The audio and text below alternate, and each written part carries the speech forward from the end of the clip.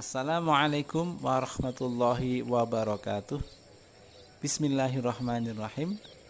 Para pelajar dan para pecinta ilmu biologi, kita bertemu kembali dan kita masih berbicara tentang biologi. Pada video sebelumnya, kita sudah mempelajari faktor-faktor internal yang memengaruhi pertumbuhan dan perkembangan tumbuhan. Dan pada kesempatan kali ini kita akan mempelajari tentang faktor eksternal yang mempengaruhi pertumbuhan dan perkembangan tumbuhan. Saya ucapkan selamat belajar dan semoga sukses. Faktor-faktor eksternal yang mempengaruhi pertumbuhan tumbuhan.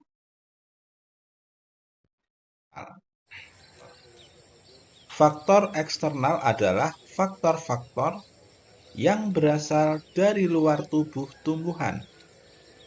Ada beberapa faktor eksternal yang mempengaruhi pertumbuhan dan perkembangan pada tumbuhan. Yang pertama, nutrisi. Yang kedua, cahaya. Ketiga, air dan kelembaban. Keempat, suhu. Dan yang kelima adalah tanah atau media. Mari kita pelajari satu persatu. Yang pertama, nutrisi. Nutrisi atau unsur hara merupakan faktor pengendali pertumbuhan dan perkembangan tumbuhan. Unsur hara esensial sangat dibutuhkan oleh tumbuhan. Ada dua kelompok unsur hara yang dibutuhkan oleh tumbuhan, yaitu unsur hara makro dan unsur hara mikro. Unsur hara makro adalah unsur hara yang dibutuhkan oleh tumbuhan dalam jumlah yang relatif besar. Unsur hara makro diantaranya adalah karbon, hidrogen, oksigen, nitrogen, kalium, fosfor, magnesium, dan sulfur. Selanjutnya, unsur hara mikro adalah unsur hara yang dibutuhkan oleh tumbuhan dalam jumlah yang kecil atau sangat sedikit. Unsur-unsur hara mikro diantaranya adalah klor, besi, mangan, seng, boron, tembaga, dan molibdenum. Ketersediaan unsur hara, baik hara makro maupun hara mikro, sangat mempengaruhi pertumbuhan dan perkembangan tumbuhan. Yang kedua, faktor cahaya. Cahaya menjadi faktor yang sangat penting yang mempengaruhi pertumbuhan dan perkembangan tumbuhan. Cahaya menjadi faktor dalam proses fotosintesis yang dilakukan oleh tumbuhan. Tumbuhan akan tumbuh membengkok ke arah datangnya cahaya. Tumbuhan yang kekurangan cahaya, maka daunnya akan pucat. Tumbuhan yang tumbuh di tempat gelap akan tumbuh dengan lebih cepat dan disebut etiolasi. Cahaya menghambat pertumbuhan tanaman, maka tanaman yang kekurangan cahaya akan tumbuh lebih cepat dibandingkan dengan tanaman yang cukup mendapatkan cahaya. Cahaya juga merangsang perkembangan xilem, sehingga hal ini akan mempengaruhi perkembangan batang. Faktor eksternal yang ketiga adalah air dan kelembaban. Air di dalam sel tumbuhan diperlukan sebagai pelarut unsur dan substrat atau reaktan berbagai reaksi biokimia. Pada tumbuhan yang kekurangan air akan layu dan akhirnya mati. Air berperanan dalam proses perkecambahan. Tanah atau media yang lembab cukup bagi biji untuk berkecambah. Air berfungsi melunakkan kulit biji, melarutkan cadangan makanan dan hormon ke daerah meristimatik atau titik tumbuh.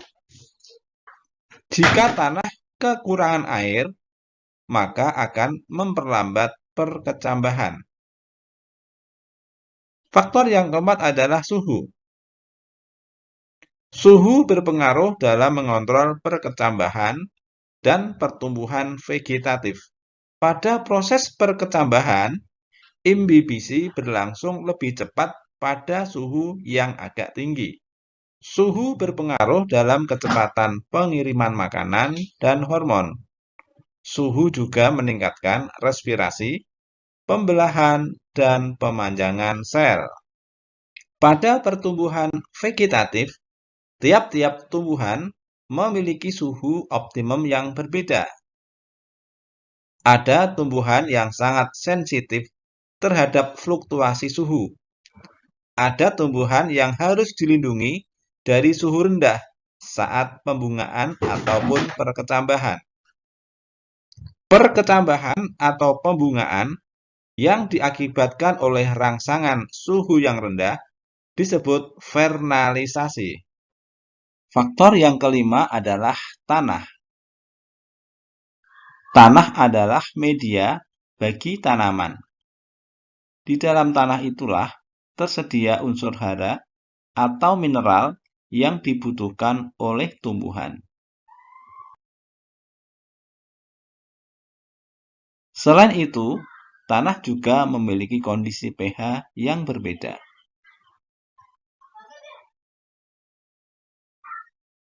Tanah yang subur artinya mengandung nutrisi yang cukup dan kesediaan air yang cukup serta pH sesuai akan memberikan pengaruh yang baik bagi pertumbuhan dan perkembangan tanaman.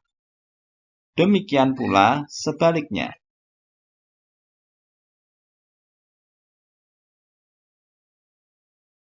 Jadi, faktor tanah dipengaruhi oleh faktor eksternal lainnya. Di antaranya adalah nutrisi, air ataupun kelembaban, dan lain-lain. Interaksi antara faktor internal dan eksternal terhadap pertumbuhan dan perkembangan tumbuhan. Perpaduan antara faktor internal atau dari dalam dan faktor eksternal atau dari luar menghasilkan pengaturan pertumbuhan dan perkembangan tumbuhan. Contohnya adalah yang pertama, pengaturan pertumbuhan akar menuju ke bawah atau ke dalam tanah, sedangkan batang dan cabang tumbuhan ke arah atas atau menuju ke arah cahaya matahari. Yang kedua, pengaturan pembungaan pada musim tertentu. Jadi, kalau kita perhatikan, tanaman-tanaman itu mengalami pembungaan pada musim-musim tertentu pada tiap-tiap tahunnya. Faktor internal dan eksternal dalam mempengaruhi pertumbuhan dan perkembangan pada tumbuhan melalui 3 tingkat pengendalian, yaitu pengendalian tingkat intraseluler, pengendalian tingkat interseluler, dan pengendalian tingkat lingkungan.